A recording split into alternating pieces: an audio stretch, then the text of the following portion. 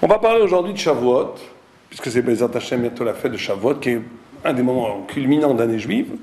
Et il y a un texte dans la Gemara Shabbat, très très très connu, où il est écrit la chose suivante. La Gemara amène un passouk, un verset. Le peuple juif était sous la montagne. Et la Gemara s'amuse à prendre littéralement le verset à la lettre. Il dit il faut lire sous la montagne, littéralement. Ils étaient mamash sous la montagne. Comment est-ce qu'ils étaient sous la montagne? Amarab Abdimi. Ça nous apprend, Dieu a pris la montagne du mont Sinaï, il l'a mis sur la tête du peuple juif.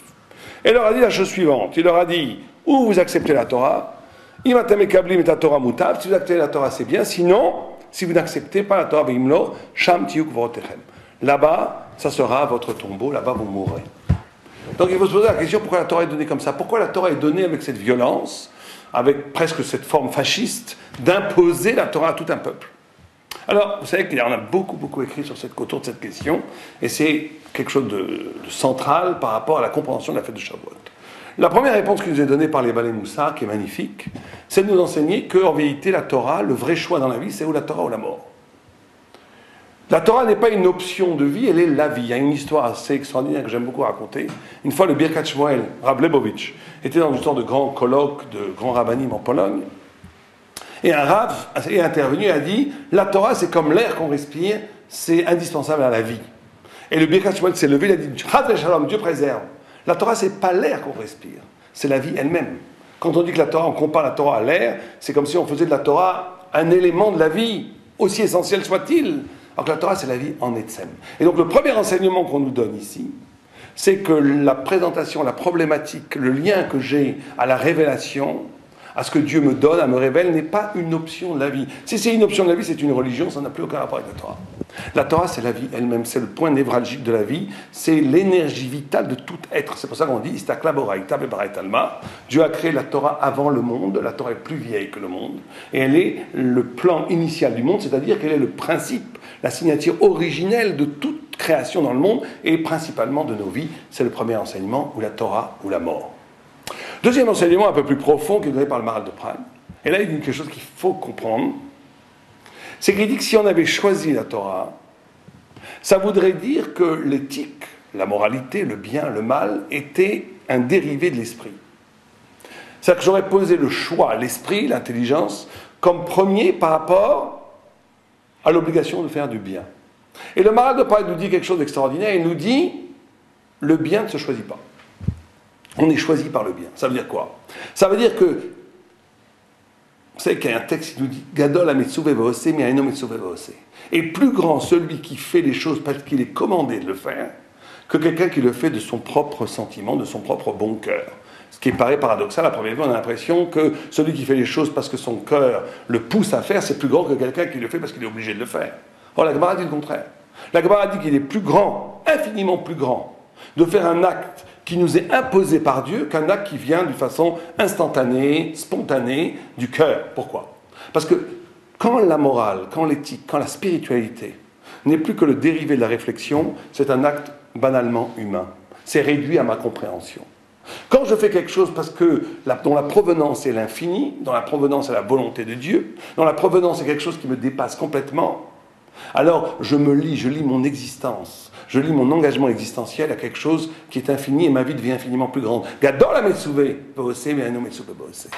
C'est-à-dire qu'ici on nous enseigne, le Maharal nous enseigne quelque chose d'extraordinaire, de fondamental dans la Torah. Si la Torah est donnée comme ça, avec cette violence, ou la Torah ou la mort, c'est pour nous signifier que l'esprit humain, la réflexion, la possibilité de choisir, ne peut pas être le lieu ultime, bien sûr qu'on utilise notre intelligence, notre réflexion, pour savoir ce qu'on fait, etc., etc. Mais d'un point de vue ontologique, d'un point de vue chronologique, de façon essentielle, la raison fondamentale pourquoi je fais le bien, c'est au-delà de l'esprit. C'est au-delà de l'esprit, c'est le bien vient toujours de l'ailleurs. Le bien me rend plus grand. Le bien, quand je fais le bien, quand je fais les mitzvot, je participe à une dimension qui me dépasse complètement, qui est la dimension divine, qui est la dimension de l'infini. Si je fais le bien parce que je pense et j'ai pesé le pour et le contre que c'est la bonne chose à faire, c'est peut-être très très bien, on ne dit pas que c'est mal. Mais c'est quelque chose qui est réduit à l'humanité, au protestantisme, au petit moral, social. Ça n'a aucun rapport avec la grandeur de feu, la hauteur de feu de la Torah. La Torah, c'est la Torah de Dieu, et donc la Torah de Dieu, participe toujours de l'ailleurs, du plus grand de l'infini. Mais on va essayer de réfléchir un petit peu plus profondément, parce que c'est peut-être le cœur même du sujet, on est rentré d'emblée dans le cœur du sujet. C'est que nos sages nous enseignent quelque chose de fondamental par rapport à ce texte. Et c'est toujours le Maharal qui en donne une allusion.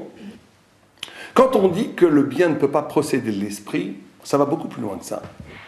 C'est l'idée même que la possibilité de choisir, donc la possibilité même de penser, est un dérivé de la Torah. Alors ça, Torah va me dire, qu'est-ce que ça veut dire? Qu'est-ce que ça veut dire? Eh bien oui, la Torah pense qu'on peut penser parce que l'homme est frappé par l'éclat divin, par la spiritualité. Et ça, c'est une idée fondamentale, on va prendre une minute. L'homme arrive à la spiritualité pas à partir de la pensée, c'est le contraire qui est vrai pour la Torah. L'homme touche à la pensée parce qu'il est affecté spirituellement. Alors ça veut dire quoi? Ça veut dire que prenez une pierre, prenez un animal, prenez un ordinateur, ils ne pourront jamais penser. Pas parce qu'il leur manque des éléments cérébraux, pas parce qu'il leur manque des neurones, pas parce qu'il leur manque des facultés cognitives. On peut faire dans un ordinateur toutes sortes de liaisons, qui sont les liaisons d'intelligence, mais ils n'ont pas d'indépendance éthique. Ils n'ont pas d'indépendance éthique parce qu'ils ne sont pas touchés par l'éclat de la divinité. L'homme est capable de penser parce il est spirituel fondamentalement, il reçoit la Torah, il reçoit cette révélation de Dieu qui vient de l'ailleurs, qui l'arrache de sa position inerte de matière, qui le rend homme. L'homme est toujours quelque chose qui est déconnecté de lui-même. L'homme, une pierre, un animal n'est que ce qu'il n'est.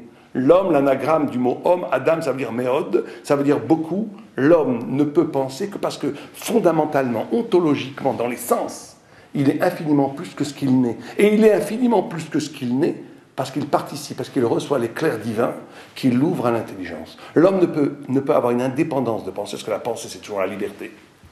La pensée, c'est toujours la liberté. Et cette liberté n'est possible que parce que, fondamentalement, je suis confronté au choix spirituel. Le bien, le mal, faire ça ou ne pas faire ça. C'est parce que l'homme, fondamentalement, est confronté au bien et au mal, à l'éthique, à la spiritualité, au devoir ou au non-devoir, à la trahison de ce qu'il est ou à l'accomplissement de sa sublimité. C'est parce que l'homme est dans une position où il est obligé de se dépasser qu'il peut penser. La pensée, c'est pas comme les gens pensent. Les gens pensent que l'homme pense, réfléchit, il arrive à une idée spirituelle. C'est vrai que d'un point de vue existentiel, ça peut exister. Mais d'un point de vue ontologique, c'est-à-dire d'un point de vue essentiel, ça se passe jamais comme ça. D'un point de vue fondamental, le début même de la pensée procède d'un événement spirituel qui est le fait que la révélation, la lumière divine a frappé l'âme, a frappé le corps humain, lui a donné une âme qui lui permet de s'éveiller à la pensée. Et c'est ça qu'on nous dit. On nous dit qu'on ne pouvait pas choisir la Torah. La Torah est donnée de force, parce que le choix lui-même provient de la Torah. Tu ne peux pas choisir ce qui t'a enfanté. On ne choisit pas ses parents. Eh bien, on ne choisit pas non plus la Torah, parce que la Torah est la cause première de la faculté de choisir. Donc on ne peut pas choisir ce qui fait que je peux choisir. Comprenez? On ne peut pas choisir quelque chose qui est la cause première de la possibilité même de choisir. La Torah est la cause de l'intelligence, et ce n'est pas l'intelligence qui est la cause de la Torah. Et ça, c'est la première chose à comprendre quand on reçoit la Torah. Et ça va devenir pour nous un travail d'introspection, ou plutôt un travail poétique sur nous-mêmes. Où est-ce que dans ma vie, où est-ce que dans mon quotidien, j'ai une part qui n'est pas le résultat de mes petits calculs? Où est-ce que ma vie est inspirée, pour dire les choses simplement? Où est-ce que mon étude de la Torah, mon étude de la vie, ma relation aux autres, a pour point de départ quelque chose qui est infiniment plus grand que moi et qui me constitue, c'est-à-dire ma relation à la lumière infinie, ma relation à le pourquoi je suis là. Pourquoi je suis là, c'est-à-dire quelque chose qui excède largement les conditions de mon existence. À partir du moment où je vis comme ça, je rentre dans une vie de Torah. Et ça, c'est la première chose. Et ça explique la notion qui est concomitante au nom de la Torah, qui s'appelle Naaseh Venishma. Le peuple juif a compris ça. C'est le suite de la Gemara dans Péchet. Quand le peuple juif, on leur a proposé la Torah, ils ont répondu à Moshe, Naaseh Venishma. On fera et on comprendra après. Et la Gemara a dit quelque chose d'extraordinaire, que quand ils ont dit Naaseh Venishma, il y a eu 600 000 anges qui sont descendus du ciel et qui ont mis 2 couronnes sur chaque juif. Et le Marsha explique c'est quoi ces 2 couronnes. Une couronne par rapport au faire et une couronne par rapport au comprendre. Et le Marsha dit que s'ils avaient dit d'abord on veut comprendre, après on va faire, ils auraient eu une couronne, mais une couronne, pas 2 couronnes. Ça veut dire que le Marsha nous enseigne que quand je suis dans cette posture existentielle, où je dis Naaseh Venishma, je comprends que ce qui m'engage à faire, c'est plus grand que mon intelligence, je vais arriver à un faire total, à une activité totale, à un faire sublime. Et je vais arriver aussi à une compréhension sublime. J'aurai deux couronnes. Le faire sera total, l'action sera totale, l'acte sera total, et la compréhension sera totale. Si j'avais dit je comprends et après je fais, j'aurais mélangé les deux, j'aurais réduit le faire à la compréhension, et la compréhension aurait été limitée à mon esprit, j'aurais une toute petite couronne. On a deux couronnes, parce que quand je dis Naaseh Benishma, la Gemara dit que Dieu a demandé aux anges, qui a révélé ce secret des anges à mes fils? Comment ça se fait que le peuple d'Israël a compris cela? C'est les anges qui savent que Naaseh Benishma. C'est les anges qui ont la préscience de l'intelligence avant l'activité de l'intelligence. Et bien le peuple juif a compris ça. C'est ça la signature identitaire du peuple juif. Naaseh Benishma. De comprendre que le faire est inscrit dans une logique de l'infini, et pas dans une logique personnelle. Si on avait dit Nishma Venaaseh, on aurait dit, attends, j'aurais limité mon acte à ce que je comprends. Ça aurait été que la toldot, l'enfantement de ma petite compréhension. Ça aurait été complètement limité. Quand je dis Naaseh Benishma, le faire est total parce qu'il s'ouvre à des perspectives d'infini. Il n'est pas limité à mon petit être. Je deviens, ou plutôt, mon être se révèle dans une dimension d'infini. Il n'est pas limité à mon petit ego, à la limitation même de mon être. Je comprends que fondamentalement, je suis lié à quelque chose d'infini. Pour ça, je dis Naaseh Benishma, les deux totales. Vous savez que c'est comme ça quand le peuple d'Israël combattait Amalek, le Midrash nous dit, la Gemara, la Torah nous dit, que quand il montait, quand Moïse mettait ses mains au-dessus de sa tête, on gagnait Amalek. Quand il les baissait, on perdait. Amalek, c'est le peuple de l'intelligence radicale du monde. Amalek, c'est toute la pensée extrême anti-Torah, mais qui est très très puissante, très très forte. C'est la pensée totale du monde. On ne peut pas les gagner. On ne peut pas gagner Amalek. Si on rentre dans les petits calculs du monde, si on reste dans le monde, si on est mondain, si on est intramondain, si on reste dans la logique du politique, la logique du culturel, la logique des religions, Amalek va nous manger. La seule façon de gagner Amalek, c'est de mettre les mains au-dessus de la tête. Ça veut dire d'avoir un engagement qui excelle la pensée.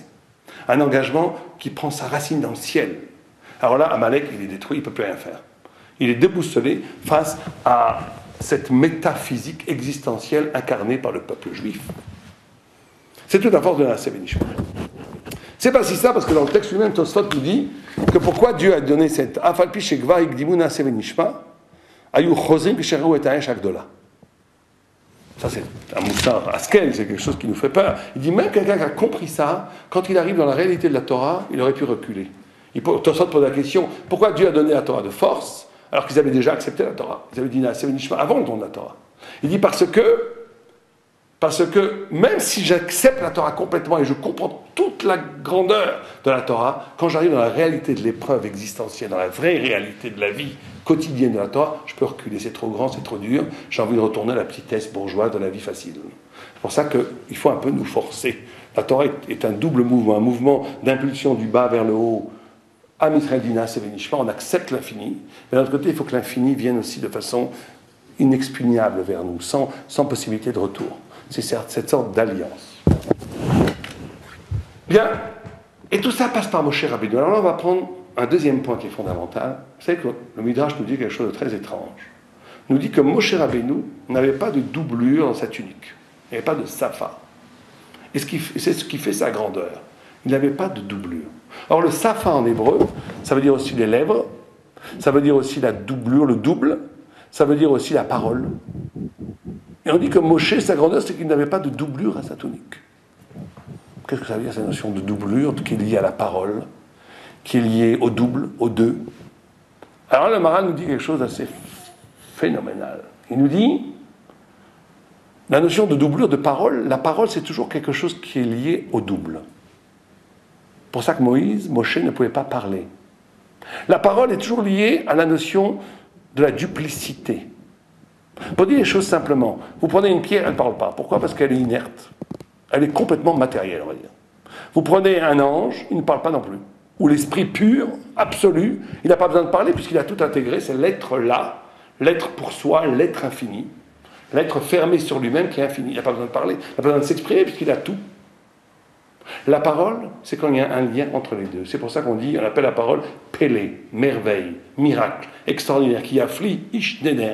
Quand un homme exprimera ici, la Torah, le verbe de la Torah qui est extraordinairement profond, on ne dit pas parler, on dit qu'il afflie. Il afflie, ça vient comme racine, pélé, extraordinaire, pélé.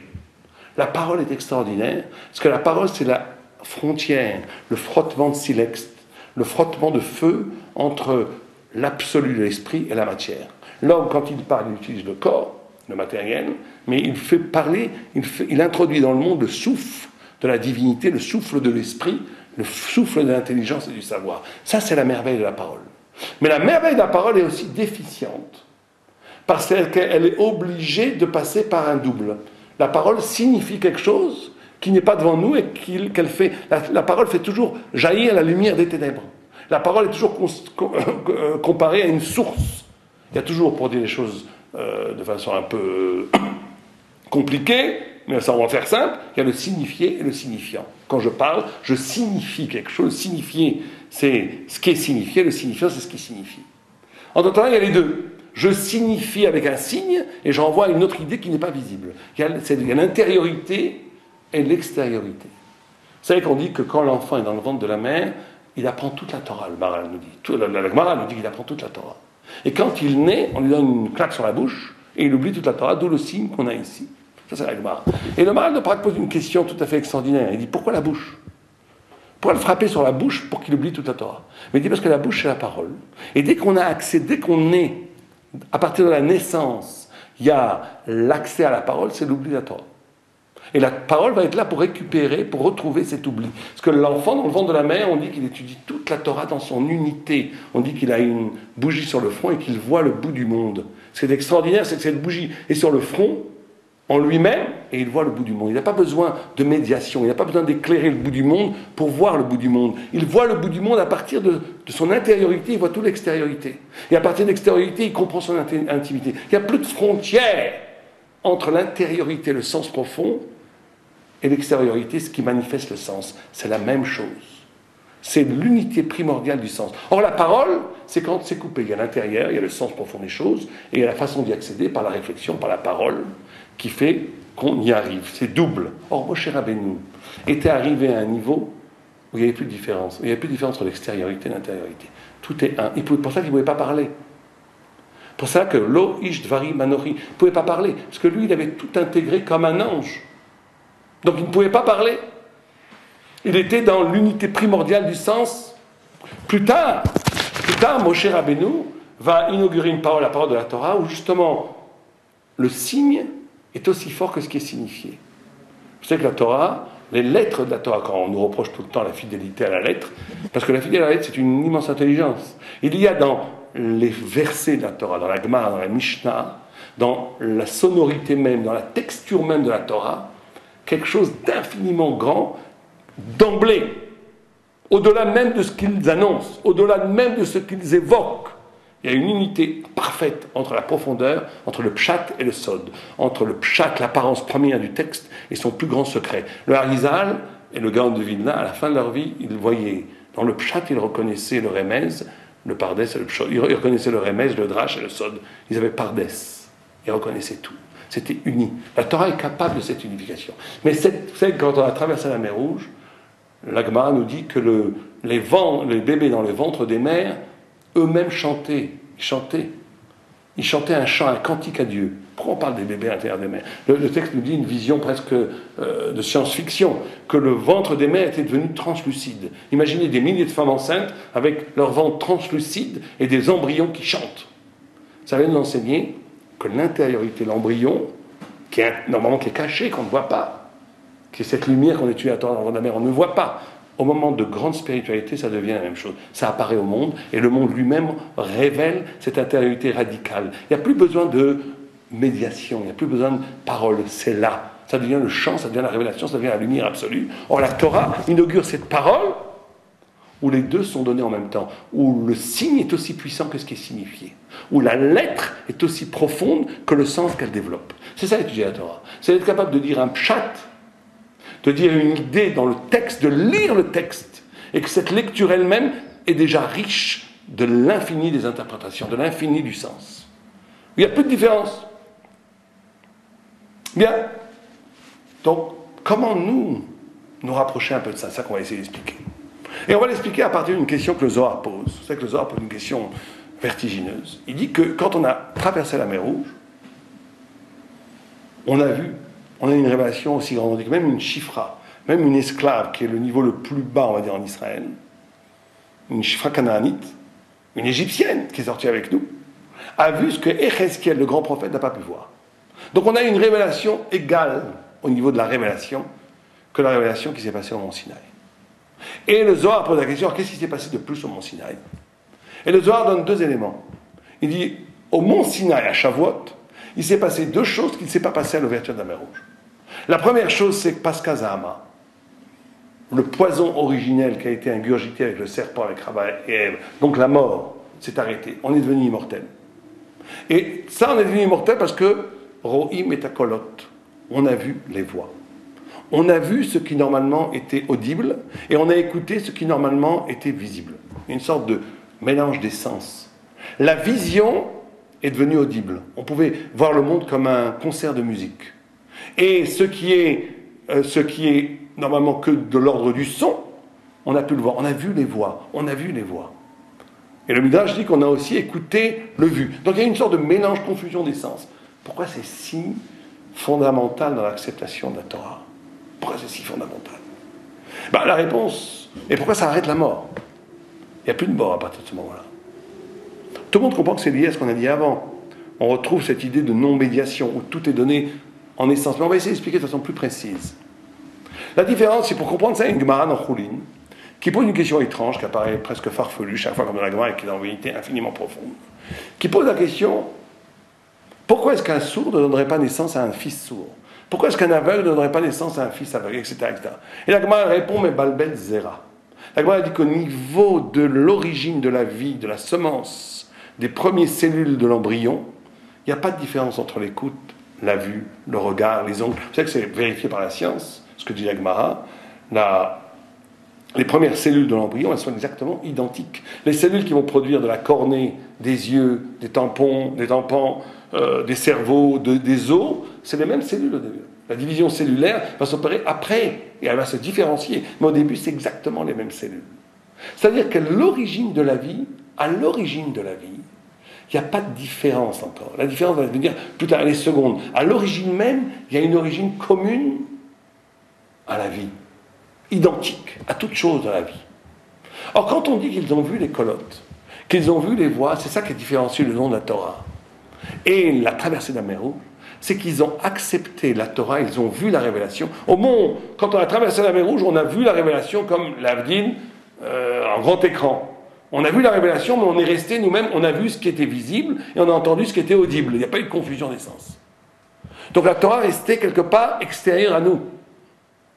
Au mont Sinaï, c'est ça, et là je voudrais vraiment qu'on fasse attention parce que c'est le plus important. Au mont Sinaï, ce qui caractérise l'essence même du mont Sinaï, c'est qu'on a accepté la Torah avec l'œil de la vie.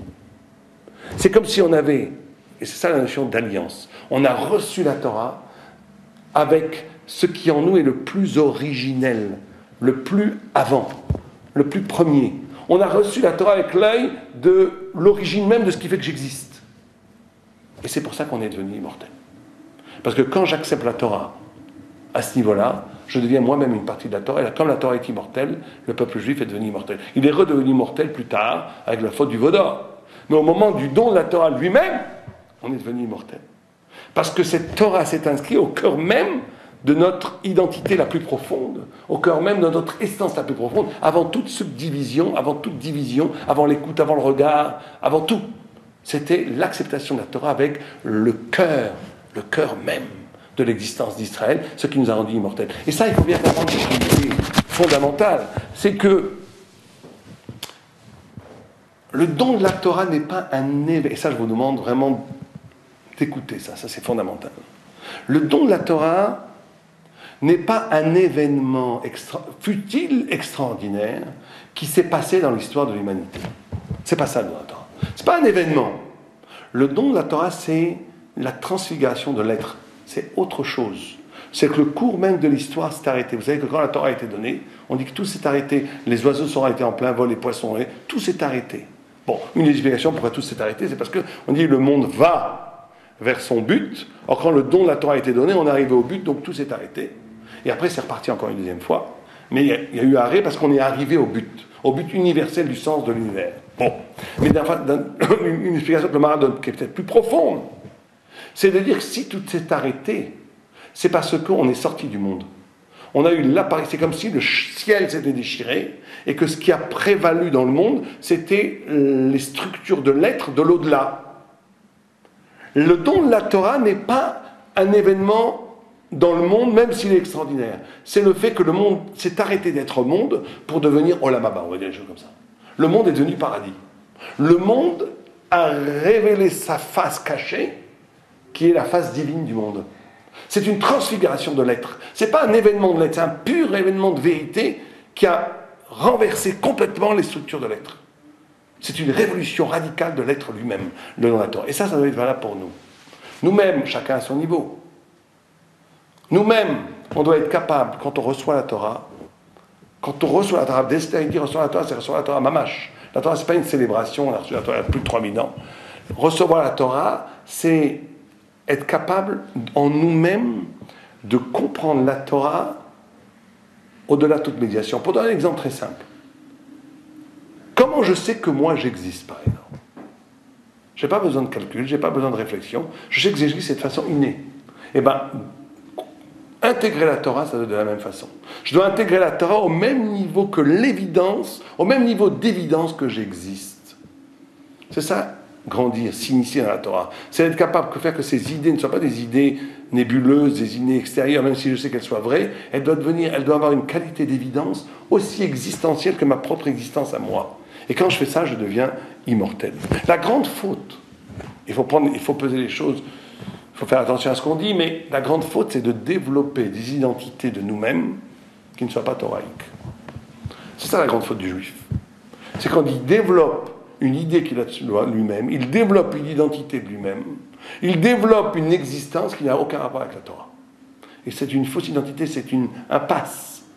Être juif, c'est de comprendre que mon identité la plus profonde, c'est la Torah. Maintenant, ça ne veut pas dire que la Torah, ce n'est pas une religion, encore une fois. La Torah, c'est le sens de l'être de tout l'univers, dans sa sublime beauté, avec son éclairage divin. Donc tout est ouvert.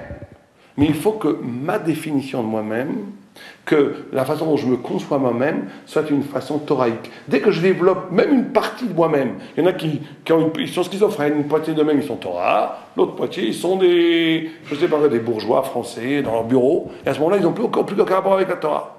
Ils se donnent une identité, ou bien l'autre, ce sera chacun fait ce qu'il veut. Mais quand on fait ça, il faut bien comprendre qu'on trahit l'essence même de l'être. Le peuple juif, le juif ne peut pas développer une identité qui n'est pas liée à l'éclat lumineux de la Torah lui-même. Et c'est ça être juif. C'est de ne pas renoncer, c'est ça qui est peut-être qu'il y a beaucoup d'antisémites, c'est que le peuple juif ne renonce jamais à la grandeur. Le juif est quelqu'un qui n'a pas renoncé à l'éternité de l'homme. Il a toujours cet espoir de la grandeur de l'homme. Il tend vers l'homme parfait. Il n'a jamais abandonné que l'homme peut atteindre des sommets qui va dépasser les anges. Et chacun, dans son individuel, doit avoir une ambition spirituelle pour lui, d'atteindre non seulement l'immortalité, mais la perfection. Et c'est cette tension dans cette volonté-là qui lui donne son caractère de juif authentique. Et là, on le retrouve même. Vous savez que on sacrifiait l'Omer à Pessah, après Pessah, et à Shavuot, on donnait comme sacrifice les 2 pains qui étaient l'Omer, était fait à partir de l'orge, qui est la nourriture animale, qu'on donnait aux bestiaux. Et pendant Shavuot, on donnait les 2 pains qui sont faits à partir du blé. Et nos sages nous expliquent ce passage de l'orge, qui est une nourriture d'animaux, au blé, qui est une nourriture humaine, c'est exactement ce que la Torah fait. La Torah fait passer l'homme de l'animalité à l'humanité. Or, le blé, d'après certaines vues, c'était l'arbre de la connaissance. On dit que, cette vue est tout à fait étonnante, parce que quand on regarde une gerbe de blé, on n'a pas l'impression que c'est un arbre. Et bien la Gemara nous dit qu'avant la faute, le blé était un arbre. C'est la faute qui l'a réduit à être une simple gerbe de blé. Mais à Shavuot, on est censé d'avoir fait le tikkun de la faute d'Adam Rishon au point où on a dépassé cette faute, où le blé redevient un fruit. C'est pour ça qu'on offre les 2 pains qui sont faits à partir du blé. C'est le sacrifice qu'on amène avec les 2 moutons le jour de Shavuot. C'est-à-dire que la fête de Shavuot est censée faire le tikkun de l'homme. faire le tikkun de nous-mêmes, de nous arracher à la faute d'Adam Arishon, de faire qu'on devient, si on faisait véritablement Shavuot, si on acceptait véritablement la Torah, on arriverait à un niveau de l'homme avant la faute, c'est-à-dire l'homme éternel, l'homme immortel, l'homme parfait. Et on sait qu'on ne va pas forcément y arriver, mais en tous les cas, il faut y tendre. Il faut essayer de tendre à cette perfection, parce que la tension même vers la perfection nous amène quelque part à être shayar de cette perfection. C'est que le Zohar, il dit qu'on compte dans la Torah, chaque fois qu'on compte dans la Torah, là on est en train de compter le Homer, jusqu'à Shavuot, Sfirat Homer, chaque fois qu'il y a compte dans la Torah, ça amène une purification. La femme Nida, elle compte 7 jours, elle devient Tahor. Le lépreux, il doit compter 7 jours, on doit lui faire des Hazaot, il devient pur. Et le Zav, c'est pareil. Chaque fois qu'on compte dans la Torah, on arrive à une perfection, à une purification. Or, le conte de l'Homer, c'est une sorte de conte de mikvé pour tout un Israël. On se purifie. Le conte, en fin de compte, amène toujours à la purification. Et le Zohar dit même quelque chose d'extraordinaire, il dit que le conte il y a un conte d'en bas et un conte d'en haut. Le conte d'en bas, c'est le conte de Nida, le conte de Zal, le conte de Metzora, des lépreux. Le conte d'en haut, c'est le conte du Homer, c'est le conte qui vient de haut en bas de Dieu. Mais les deux convergent vers une purification de l'homme. C'est-à-dire que ce processus qui se passe entre Pessah jusqu'à Shavuot, c'est un immense processus de purification qui, en vérité, s'il était vécu de façon absolue, nous amènerait à la fin, à Shavuot, à une purification tellement totale qu'on redeviendrait au niveau de Adam, Arishon avant la faute. Et c'est pour ça qu'on amène comme sacrifice du blé, parce que le blé était un fruit avant la faute. C'était le fruit, c'était le Etz Hadat. Le blé était l'arbre de la connaissance. Et c'est comme si on faisait la réparation non seulement de nous-mêmes, mais de l'être, donc du fruit de la connaissance elle-même, qui a été détruite partiellement à partir de la faute de Adam Arishon. Donc, tout ce processus est un immense tikkun, une immense réparation de la chute ontologique de l'homme. Ça, c'est tout ce qu'on a parlé jusqu'à présent, ça parle plutôt de l'individu. Il y a aussi une dimension collective, universelle de la Torah. C'est que Shavuot est aussi la date de la naissance et de la mort de David Amelech. Or, David Amelech, c'est le Mashiach. Et ça veut dire que la Torah, si elle est liée à la notion de Malchut, à la notion de David Amelech, à la notion du messianisme. En quoi? Bon, on va l'expliquer très facilement. C'est que quand David est né, il n'était né que pour 3 heures. C'est Adam Arishon qui devait vivre 1000 ans, qui lui a donné 70 ans de sa vie pour qu'il vive 70 ans. Ça nous apprend de Hagav que si on veut le Mashiach, si on veut le Messie, il va falloir sacrifier une partie de nous-mêmes. Adam Arishon, en donnant 70 ans de sa vie pour que le Messie puisse advenir, puisse avoir lieu, c'est-à-dire que nous-mêmes, si on veut que le Messie vienne, il va falloir donner une partie de nous-mêmes. Il va falloir abandonner des formes d'égoïsme, des formes de crispation, non seulement identitaire ou de crispation d'exister pour soi. Il va falloir donner à l'ailleurs, à la transcendance, à l'au-delà de l'être, pour que cet au-delà de l'être puisse apparaître. Mais David Amelech, il vient de route. Il vient de route. Quand on dit que la fête de Shavuot est liée, le don de la Torah est lié à David, qui est la royauté, qui est le malchut, qui est le politique, c'est le politique qui dépasse le politique. Ça veut dire que la Torah n'est pas une religion, la Torah n'est pas simplement dans les nuages, la Torah doit s'incarner dans le monde. Et David Amelech est celui qui incarne de façon le plus extrême, le plus fondamentale, la Torah. C'est que David Amelech vient de route, il vient de la plus grande des tribus qui est Yehuda, la plus noble des tribus qui est Yehuda, mais il vient du côté de sa mère, de route. Or, route vient d'un peuple, c'est une convertie, elle vient d'un peuple qui s'appelle Moab, et Moab, le Gaon de Vilna nous dit, ça a pour force numérique 49, et 49 Charitouma, nous dit le Gaon de Vilna. Ça veut dire que le Messie provient d'une sorte paradoxale, il vient de la plus noble des tribus d'Israël, et il vient du pire des peuples. Moab était le peuple le plus bas de la terre, le peuple qui avait 49 degrés de Touma. Parce que justement, la notion de Messie, la notion de Torah messianique, c'est la capacité de transfigurer, de rendre, pas cachère, on ne rend pas quelque chose qui est un cachère, mais de donner naissance d'un point de vue spirituel à toute chose. La Gemara dit que si Shaoul a perdu la royauté, s'il n'a pas pu être le Messie d'Israël, c'est parce que lo alo dofi. La Gemara dit qu'il n'avait aucune tâche, il était trop noble. Donc il ne pouvait pas donner le signe de la divinité dans l'obscurité, dans les ténèbres, dans ce qui n'est pas touché par la spiritualité. David va pouvoir le faire. David, je vous donne un exemple. David vient de Moab, qui est la sensualité mal employée, Or, David a pu transformer ça. Quand David y prie, il ne dit pas Animit Palel, il dit Anit Fila. Je suis prière. C'est-à-dire qu'il a utilisé la sensualité de Moab, le corporel de Moab, les sens de Moab, et il a transformé ça en quelque chose de sublime, où son corps lui-même prie, où il devient lui-même une prière vivante. C'est ça Malchut. C'est ça Mashiach. C'est la capacité de transformer tout en Torah.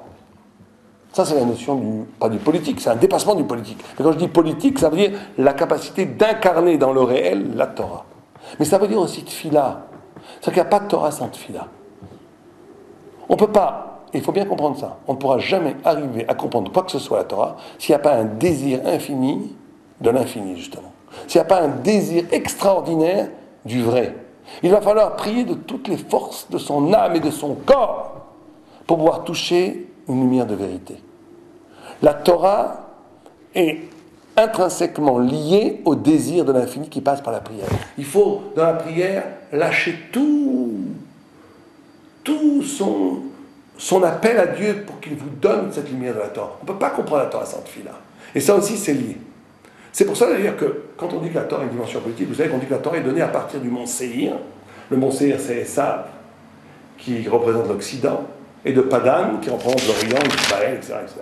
C'est-à-dire que, tout le monde comprend que ce qu'on dit quand on dit que la Torah est donnée à partir de Séhir et de Padan, c'est-à-dire que la Torah, elle va faire le tikkun, elle va réaliser toutes les utopies progressistes, elle va réaliser tous les rêves des goïms, aussi bien de l'Occident que de l'Orient. Tous les rêves politiques, tous les rêves communistes, tout ce que vous voulez, tous les rêves progressistes de l'Orient ou de l'Occident ont toujours échoué. Ils ont toujours échoué. Ça s'est fini par des massacres, par des millions de morts, par des aliénations, par des régimes totalitaires, par l'horreur. Parce qu'ils n'avaient pas de spiritualité et pas de Torah. Sans Torah, ça n'y arrivera jamais. Mais quelque part, on dit que la Torah est donnée à partir de la lumière de Séhir et à partir du mont Padan, parce que justement à partir de ces deux niveaux, c'est que la Torah est donnée. La Torah n'est Torah que si elle est capable de reprendre à son compte tout l'espoir de l'humanité dans toutes ses facettes, principalement, c'est 70 facettes, mais principalement l'Occident et l'Orient, et d'être capable de réaliser l'espoir de toute l'humanité. La Torah va être capable de rendre concret, de rendre palpable, de rendre réel l'espoir de l'humanité entière. Et les non-juifs le sentent. Les non-juifs sentent que se joue leur futur, que se joue leur identité la plus profonde à partir de la Torah. C'est pas un hasard, c'est pratiquement toutes les spiritualités du monde proviennent de la Torah. C'est quand même extraordinaire, un petit peuple comme ça pourrait nous laisser tranquille. Or, vous enlevez la Torah, pas de christianisme, qui est des millions, on va dire c'est l'histoire de l'humanité, le christianisme, pas d'islam, le Coran étant une copie de la Torah, et même de façon plus profonde et plus cachée, toutes les religions de l'Est, brahmisme, le brahmisme ça vient d'Abraham, Sarah, etc., tout vient de la Torah. Toutes les formes de la spiritualité très souvent dévoyées qui tombent, mais l'origine est là parce que tout le monde comprend que la Torah, au cœur de la Torah, va s'inscrire tout l'avenir de l'homme et surtout, la Torah va réaliser le désir caché, le rêve, l'espoir de l'humanité entière. Recevoir la Torah, c'est pas juste recevoir la Torah pour nous, ça mec, il faut bien comprendre. Recevoir la Torah, c'est recevoir la Torah, comme même quand on dit Shema Israël, qu'on reçoit la Torah, qu'on reçoit Malchut Shamaim, c'est je le reçois sur moi, mais avec l'espoir que ce Malchut Shamaim, cette royauté divine, va illuminer le monde entier. Celui qui ferait la Torah juste pour son petit Olamaba, que pour lui, il ne serait pas la Torah. Celui qui n'étudierait la Torah que pour se parfaire lui-même, ne serait pas un homme de Torah total. Un homme de Torah total, c'est celui qui porte la responsabilité du monde entier. Il veut que la parole de Dieu touche le monde entier. Il veut donner sens au monde entier. Celui qui étudie la Torah, il doit pouvoir donner sens à n'importe quel événement qu'il y a dans le monde. C'est ça l'universel juif. L'universel juif, c'est pas de partager ensemble la platitude qu'on voit sur Internet ou dans les médias où tout le monde frissonne du même but de football qui a été donné, qui est une bêtise absolue. Être l'universel de la Torah, c'est la capacité de dire le sens et la finalité de chaque chose. Et d'où la notion de responsabilité. Quand on a dit que la Torah a été donnée de force, c'est aussi de dire que la responsabilité est plus profonde que la liberté. La liberté, c'est moi. C'est ma possibilité de choisir. La responsabilité, c'est ce qui est génial en moi. C'est ce que Dieu attend de moi. C'est pour le pourquoi j'ai été créé. C'est pour ça que la responsabilité est plus fondamentale que la liberté, parce qu'elle me renvoie à mon intrigue, au pourquoi j'ai été créé. Ah, qu'est-ce que je fais ici ? Et ce que je fais ici comme juif, c'est de donner sens au monde. D'être capable de sanctifier le monde en lui donnant sens. Et on va conclure avec ça. Cette capacité-là, c'est un arrachement au temps, un arrachement au politique, un arrachement à la culturelle. C'est que la Torah, la Shavuot n'a pas de date. Shavuot, ça peut être de 5 Sivan, 6 Sivan, 7 Sivan. Shavuot, c'est toujours 50 jours après Pessah. Aujourd'hui, il y a une date fixe, parce qu'on a fixé le calendrier. Mais de toute façon, Alpidine, d'après le Karadine, en essence, Shavuot est variable. C'est la seule fête qui n'a pas de date, parce qu'elle est au-delà du temps. Ou plutôt, elle a un temps qui est à elle. Vous avez le temps des jours qui est 24 heures, qui est la rotation, la rotation de la Terre sur elle-même. Vous avez le temps de la Lune, qui est un événement physique aussi, qui est la rotation, qui est le Chodesh, le mois, qui est la rotation de la Lune. Vous avez le temps de l'année, qui est quand la Terre tourne autour du Soleil, en 365 jours.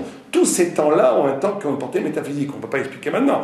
Le jour, c'est la naissance et la mort, etc. etc. Le Chidou, le Chodesh, le renouvellement. L'année, c'est le Shoné, c'est la nature dans le monde.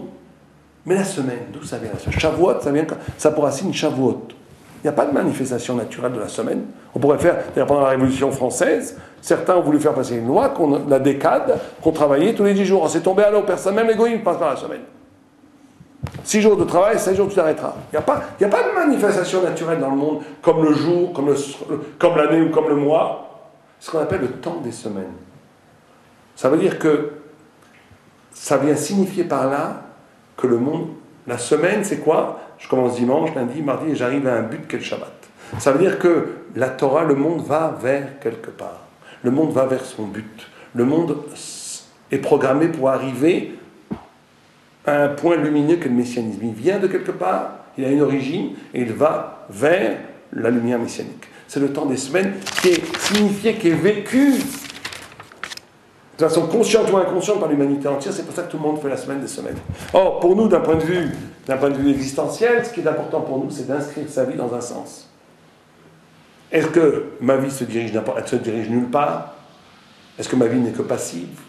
Ou est-ce que j'inscris de façon définitive ma vie vers un but spirituel? Quand je fais ça, je deviens un Ben Torah, je deviens un fils de la lumière et je reçois la bénédiction de Dieu. Chag Sameach, et que chacun puisse trouver, non seulement dans la révélation de ce que Dieu nous donne, mais aussi en lui-même, et justement dans cette alliance des deux, le sens le plus profond de sa vie, qui rejoint en vérité une des lettres, une des manifestations du sens le plus profond de la Torah. Amen.